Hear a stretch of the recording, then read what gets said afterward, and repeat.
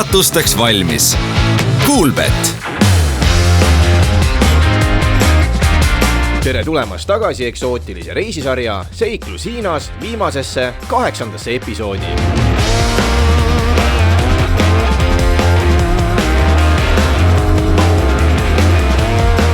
See seiklus Hiinas on olnud kõike muud kui igav, ma ütlen värvikirev, ootamatu, põnev ja eksootiline. Ühesõnaga, mida veel tahta? Tõesti, vapustavalt vinge seiklus.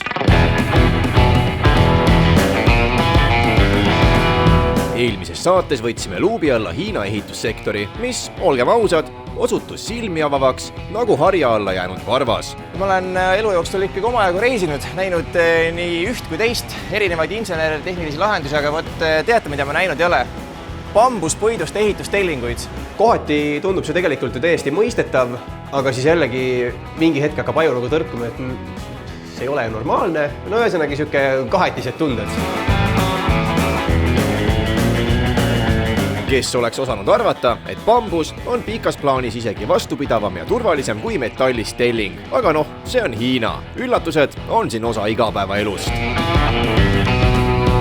Lisaks sattusime ka üsna omapärasele ööturule, kus lõhnad, hääled ja maitsed lõid sellise kompoti, et külmaks ei jäänud ei meie ega ükski teine turist. Ja toidust rääkides siis tegelikult võib-olla huvitav asi on see, et kui ma muidu olen Aasias käinud, siis alati on toiduga selline tunne tänavalt ostes, et no ma ei tea, siit ei julge küll osta, siis tegelikult siin on üsna okei, sest et kui ma vaatan neid tööpindasid, väga puhtad, sanitaartingimustega siin koonerdatud ei ole. Nii et kinnitage turvavööd. Seiklus Hiinas, viimane peatükk võib alata.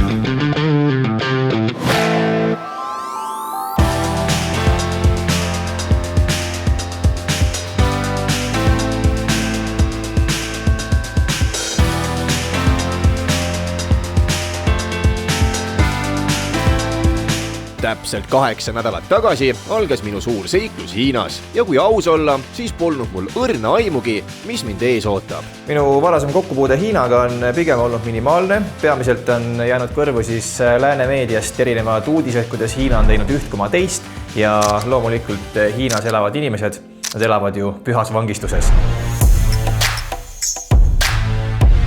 Ja see oligi ausalt öeldes kõik, mida ma Hiina kohta teadsin. Suuresti tänu lääne meediale, kes on sellest riigist maalinud üsna selge ja üheülbalise ning pigem hirmutava pildi.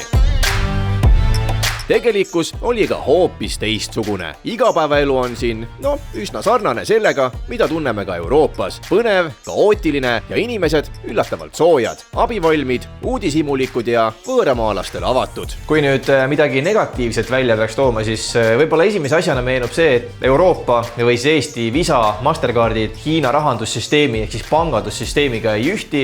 Ma ei saa võtta oma tavalist pangakaarti, minna sellega poodi ja lihtsalt viibata. Ja selleks, et üldse Eesti pangakaart Alipay rakendusega siduda, see oli vapsee omaette ooper. Täpselt sama nagu püüaks siis kahvliga supitaldrikust vett juua.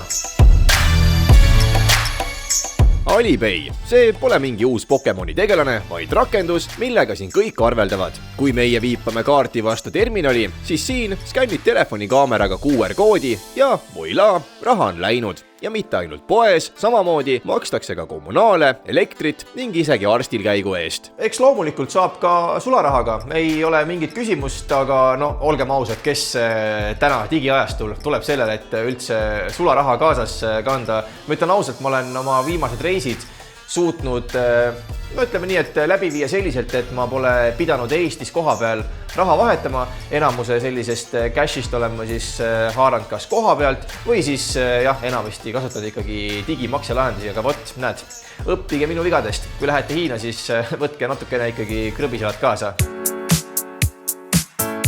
Aga kui rääkida veel asjadest, mis mind totaalselt pahviks lõi, siis kinnisvara. See oli omaette šokk. No teatavasti on Hiinas, eriti just Hongkongis läbi aegade olnud väga palju erinevaid selliseid geto, aguli ja slummipiirkondi. Tänaseks päevaks õnneks või kahjuks on väga paljud neist muidugi lammutatud, aga on olemas veel paar sellist piirkonda, kus inimesed elavad endiselt väga kitsastes ja ebamäärastes tingimustes ja põhjus, miks nad nii elavad, on ikka selles, et tegelikult kinnisvara hinnad on siin meeletud. Ühe ruutmeetri hind algab 10 000 eurost. Tingimusi, milles elab umbes 28 miljonit hiinlast, näitas meile noorhärra nimega Isaac. Tema viis meid sinna, kus fassaadid on illusioon ja tegelikkus, üsna karvane. But I'm going to show you a different side of Hong Kong. Kui Isaac räägib teistsugusest Hong Kongist, siis selle all peab ta silmas loomulikult ülipisikesi kortereid, kuhu mahub sisse ainult siis, kui sa jätad oma eneseväärikuse ei kuhugi mujale kui ukse taha. Ja nii, kujutage ette, see on siis natukene vähem kui meeter lai koridor ja trepid on sama kitsad ja me liigume nüüd üles esimesse korterisse, mis siis peaks oi, siin on tõesti väga kitsas. Ja esimene asi, kohe hakkab, et siin on õhku. Kas te teete nalja või? Kas te teete nalja? You kidding me? Oh my god. Ühesõnaga, asteetlikud tingimused. Pole ei mugavust ega luksust. Ainult betoon, niiskus ja tahtejõud. Aga inimene harjub kõigega. Või vähemalt peaks. Aga kui nüüd päris aus olla, siis see, mis toimus seal mikrokorterites, võis tunduda nii-öelda hullumeelne. Aga nende standardite järgi, kuidas elati Kowloon Walled City's, see oli juba palju hullem. Tõepoolest, kui tahame sellest kõigest täielikult aru saada, tuleb ajas minna päris kaugele.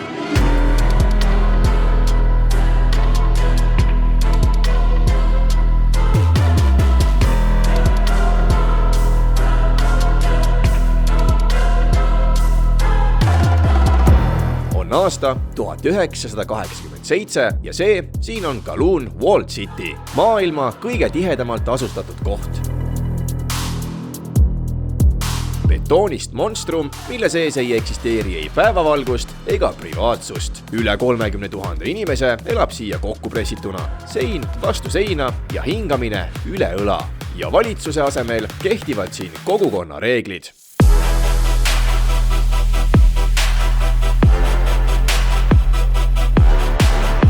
Aga vaatamata kõigele, elu keeb. Keegi keedab nuudleid, keegi parandab hambaid, keegi kasvatab lapsi. See on omaette ökosüsteem, samal ajal nii õudne kui ka imetlusväärne. Selleks, et aru saada, kuidas Kowloon Walled City üldse tekkis, selleks, nagu eelnevalt öeldud, peab ajas minema ikka päris kaugele. Tegu ei olnud ei juhusliku kinnistu ega ka mitte planeerimisveaga. Kokkuvõtvalt võib öelda, et tegemist oli poliitilise konfliktiga. See oli siis otsene tagajärg tegelikult Briti ja Hiina võimude konfliktist, ehk siis kemplesid selle konkreetse ala pärast ja lõpuks jäi see lihtsalt ei kellegi maaks.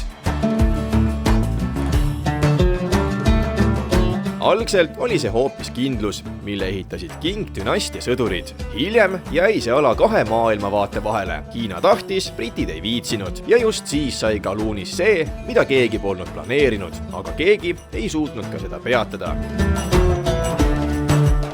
Nüüd, kui me oleme saanud lähemalt tutvuda selle Kowloon Walled City ajalooga, lähme vaatame üle, millises seisus see park tänasel päeval on.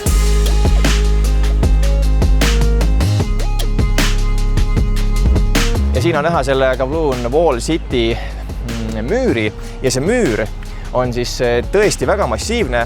Selle pargi pindala on 2,6 hektarit ja see müür läheb siit ümber pargi ja see on siis see ala, mis eraldas seda linna muust Hiinast, muust Hongkongist.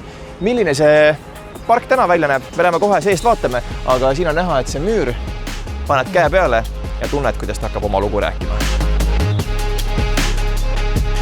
Tänaseks on sellest kõigest alles vaid mälestus. Kunagise pimeduse ja segaduse asemele on tekkinud hoolitsetud park, kus looklevad kiviteed, tiigid ja vaikus. See on nagu vaibale pühitud pahe, ainult et betooni asemel tulid bonsaid. Siin on selle Walled City makett, ehk siis täpselt selline see linn kunagi oli ja siin on näha tegelikult, et hooned on üksteise külge nii tihedalt ehitatud, et siin ei ole praktiliselt isegi mitte tänavaid, vaid siin on koridorid, labürindid, mille vahelt sa pidid põhimõtteliselt ringi liikuma nagu mõnes ulmefilmis või mõnes peegellabürindis ja võib-olla sellise hea ettekujutuse üldse sellest hoone kõrgusest saab nii, et kui sa vaatad seda piirkonda siin ja kui palju maju oli ja sa vaatad tegelikult minu paremale käele, üleval on kõrghooned. Vaat täpselt nii kõrged olid need samused Walled City hooned ja neid oli nagu meeletult palju. See laius 2,6 hektaril ja siin elas rohkem kui 34 000 inimest, nii et praktiliselt päikesevalgus mitte kunagi siia keskele maapinnale jõudnud ja naljatades võib öelda, et kui sul oli naaber, siis naabri köögiaknast nägid sa tema magamistoopa väga ilusti sisse, nii et väga ulmeline linn ja crazy on näha, et selline makett ka päriselt olemas on. Pärast pausi sukeldume veel sügavamale sellesse kummalisse maailma ja vaatame, mis elu siin tegelikult käis. Ja hiljem paneme ma suure Hiina seikluse väärikalt lukku. Püsige minuga, reis jätkub kohe pärast pisikest pausi.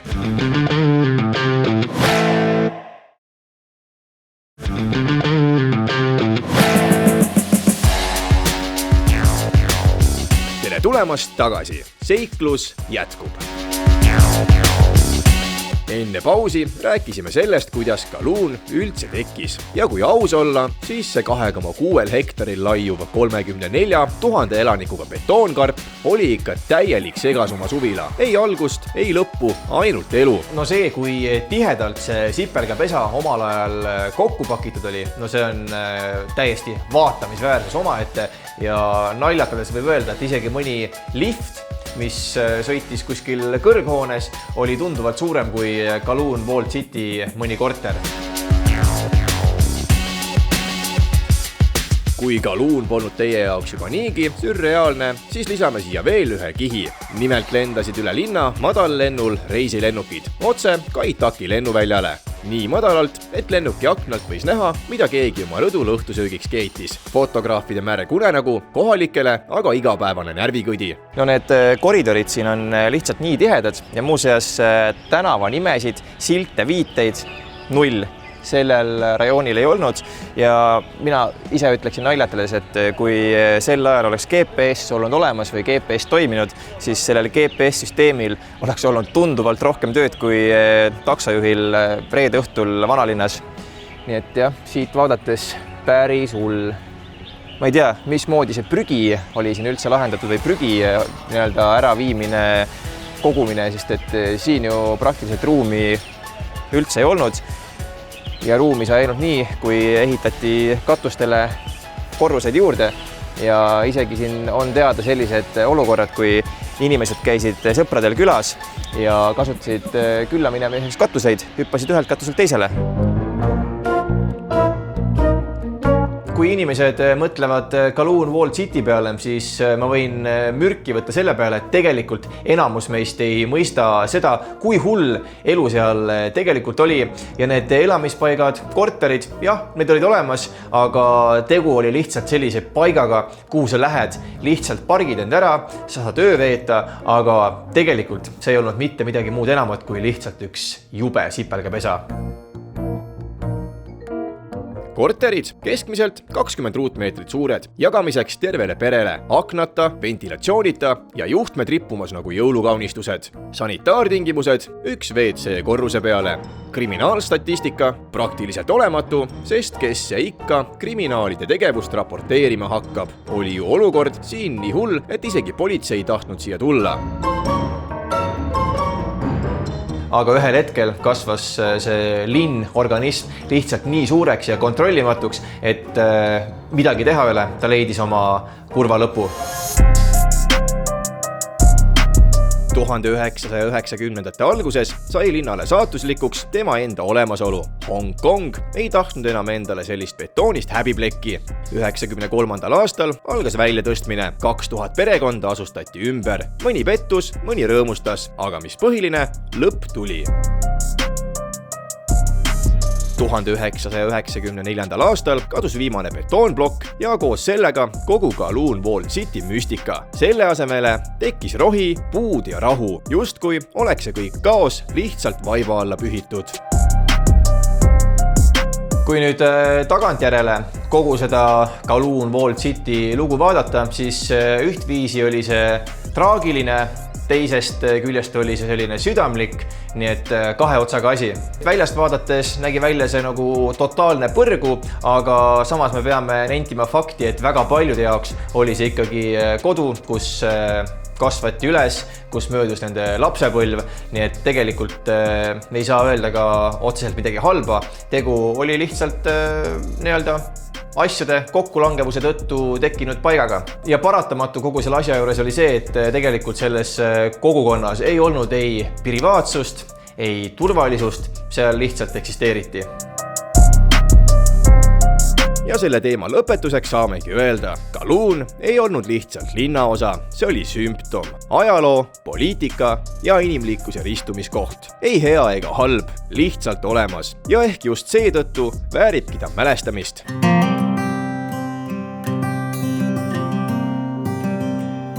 Ja hakkabki tegelikult meie seiklus siin Hiinas jõudma suure lõpuni. Ma pean ütlema ausalt, et enne, kui ma siia reisisin, mul olid tekkinud selle paiga osas igasugused eelarvamused, aga mul on tegelikult pärast seda 8 nädalat väga hea meel, et need kõik sellised kogunenud eelarvamused, mida ka lääne meedia oli suutnud tekitada, lendasid miljoniks killuks ja tõesti väga äge kogemus. Aga enne veel, kui otsad päris kokku tõmbame, siis üks teema, millest olen tahtnud ka natuke rääkida. Mul on selle hooaja vältel päris mitmed inimesed kirjutanud Facebooki ja palunud, et natuke räägiksime tervishoiusüsteemist Hiinas.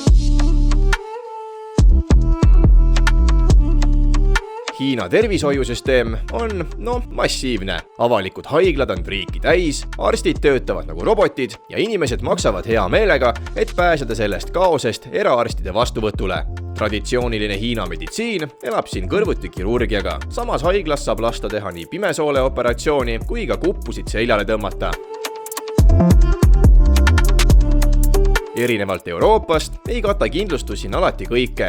Osa kuludest tuleb endiselt ise katta. Kui Euroopas on tervishoid osa sotsiaalsest kokkuleppest, siis Hiinas on see pigem kombinatsioon süsteemist, rahakotist ja tehnoloogiast. Shanghais saad tipptasemel ravi, aga 2000 kilomeetrit eemal mägedes võib asi olla hoopis teistsugune. Hiina tervishoid on nagu Hiina ise, vastuoluline, hiiglaslik ja pidevas muutumises. Hiinas töötab kokku üle 4 miljoni meditsiinitöötaja ja kui keegi nüüd arvab, et meditsiinitöötaja, see on justkui mingisugune kõrgliiga, siis tegelikult asi päris nii ei ole. Väga paljud arstid teenivad Hiinas tegelikult tunduvalt või isegi kordades vähem kui kontoritöötajad ja teevad 10 kuni 12 tunniseid tööpäevi ja ei ole harvad juhud, kui tegelikult nende tööpäeva sisse mahub üle 100 erineva patsiendi. Aga samal ajal arendatakse siin ka väga kiirel ja tempokal viisil meditsiinitehnoloogiat. AI võtab üle siis tõenäoliselt tulevikus väga paljude arstide tööd. Sellised lihtsamad protseduurid nagu röntgenpildid, ülevaatused, silmakontrollid, kõik muu selline on tulevikus juba robotite pärusmaa.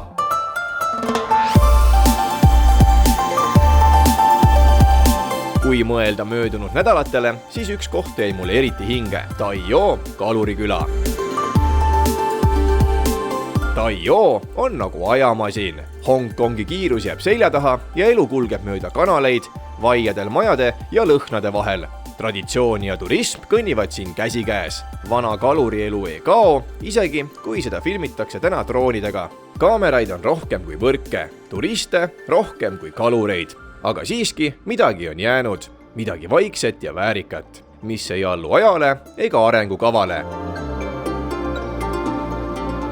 ja ongi paras aeg siis seiklusele joon alla tõmmata. Kui nüüd keegi küsib, et kas tasub Hiina minna, siis minu vastus on jah, kindlasti tasub, sellepärast et miks öelda seiklustele ei, kui on võimalus minna ja maailma avastada ja mina võin öelda küll, et väga lahe kogemus ja hea meelega tulen tulevikus ka siia tagasi, nii et aitäh teile kõikidele. Ja kui sul on küsimusi reisimise või Hiina kohta, siis kirjuta mulle Instagramis. Sealt leiad ka hulganisti reisipilte ja muid seiklusi, mida telesse ei mahtunud. Noh, sõbrad, selline see aeg siin Hiinas sai. Täna on ilus päev, meil on umbes veel 8 tundi väljalennuni. Mis me siin teeme? Ega me ei teegi midagi, me lihtsalt kõnnime siin nii ilusal promenaadil, naudime väga mõnusat päikest, sest Eestis ootab meid lumi, lörts, vihm ja ikka hall argipäev. Teie, aitäh, et seiklesite koos meiega. Kohtume juba uutel seiklustel ja mis veel, suur tänu Coolbetile, sest et ilma teieta selline seiklus ei oleks lihtsalt võimalik.